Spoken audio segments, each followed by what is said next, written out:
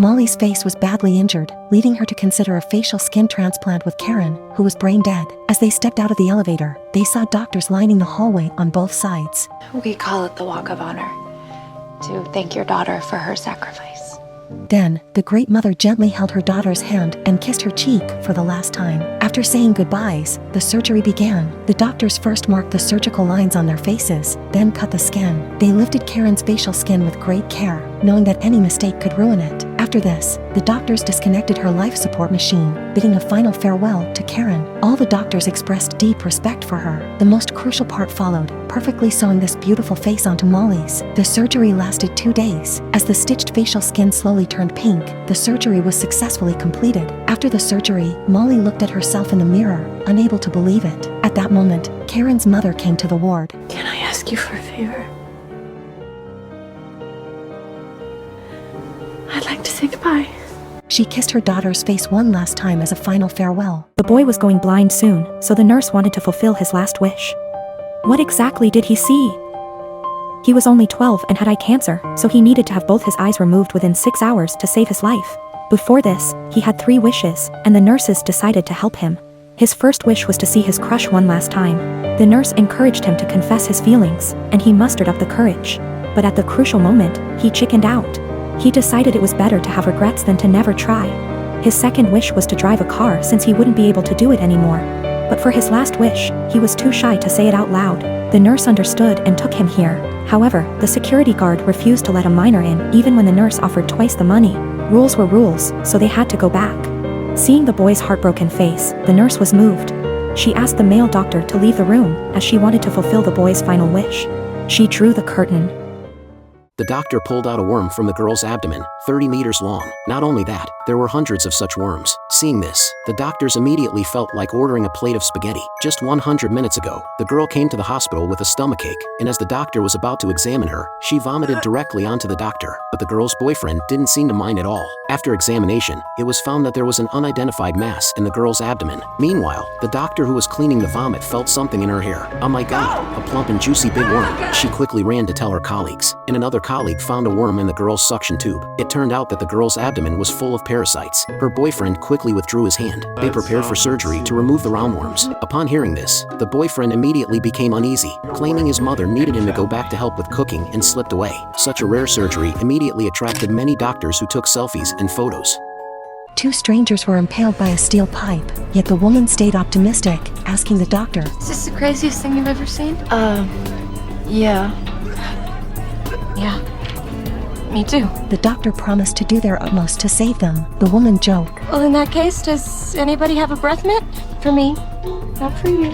but due to the steel pipe being so close to their major artery, forcibly cutting or pulling it out would result in a double kill. After examination, it was found that the woman's spine was injured, and she had completely lost feeling in both legs, while the man was lucky, with his feet still able to move. The doctors had their answer, and the surgery was about to begin. Before the operation, the doctors were honest with them. If you move me, I'll die.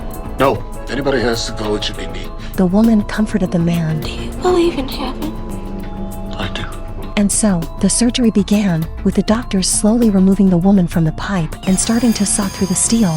Such a young girl having a belly as big as 10 months, the fact that she was only 10 years old made the doctors furious. She has a mother. Where the hell's her mother? Oh, she should be in prison. However, when the ultrasound results came out, everyone was surprised to find out that the girl only had a huge mass instead. The girl's intense pain meant that the mass had ruptured and surgery was urgently needed. Soon, the doctors removed the entire mass, weighing 3.5 kilograms. It was unimaginable how the girl had been living with such a large tumor day by day. At this moment, everyone recalled the intricate braids on the girl's head, likely made by her mother. Quickly, Gray noticed a woman with the exact same hairstyle, realizing that it was because of her that Gray had found the girl that morning. Gray instantly understood everything.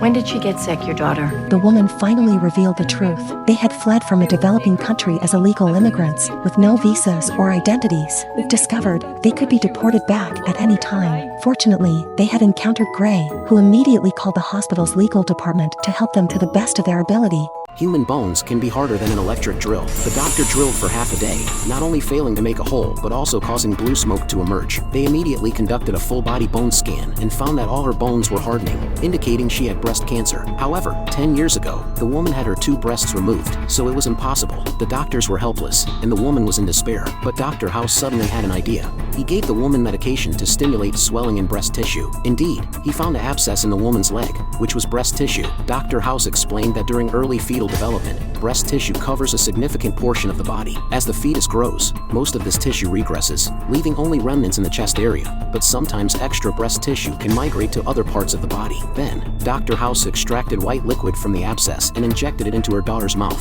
She tasted it and confirmed it was breast milk. All that remained was to remove the tumor and undergo chemotherapy. This woman weighed a ton and never left home. Sat on the couch for a solid 10 years. The place reeked like crazy from all the trash. You could smell it from 3 blocks away. She only did 2 things, eat and watch TV. After a doc checked her, he found her skin against the couch was all rotten and stuck together. Without hospital, she could kick the bucket due to infections any moment. But she couldn't fit through the door due to her size, so firefighters tore down a wall. First time sunlight hit the place in 10 years. She freaked, didn't want to be a laughingstock of neighbors. For her protection, firefighters covered the crowd's eyes, lifted her and the couch onto a truck.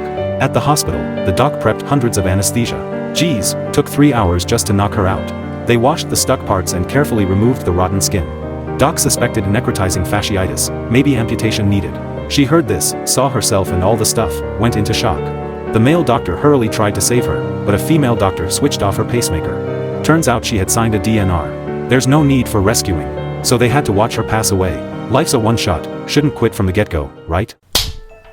Ow! This girl's got the most messed up superpower. Her mom gets a head injury, and she's making a face like the first emoji on your phone. But her mom's just brushing it off, saying the girl's been feeling off lately. They did all sorts of tests, spent a bunch of money, but couldn't find any illness. The girl's like, You're not just making this up. the docs also think she's just making things up. Mom takes her home, tells her to quit faking sick to skip school. Then, someone nearby has a seizure, and the girl sees it happen. Next second, she starts shaking too. Mom's about to get mad, but the girl collapses. Doctor checks her out, find nothing wrong. That's when the head honcho figures it out, orders to isolate the girl for a little experiment. Suddenly, he slaps himself, and right after, the girl's face hurts too. Turns out, she's got this thing called mirror touch synesthesia. She can feel other people's physical and emotional sensations. Mom's looking at her smiling daughter, can't even imagine the pain she's going through. All she can do now is let her soak in the happy stuff around her. The doctor picked up a leech and placed it on the patient's nose. Surprisingly, the patient not only wasn't afraid but asked the doctor to add more. Soon, leeches were placed on the man's ears and fingers.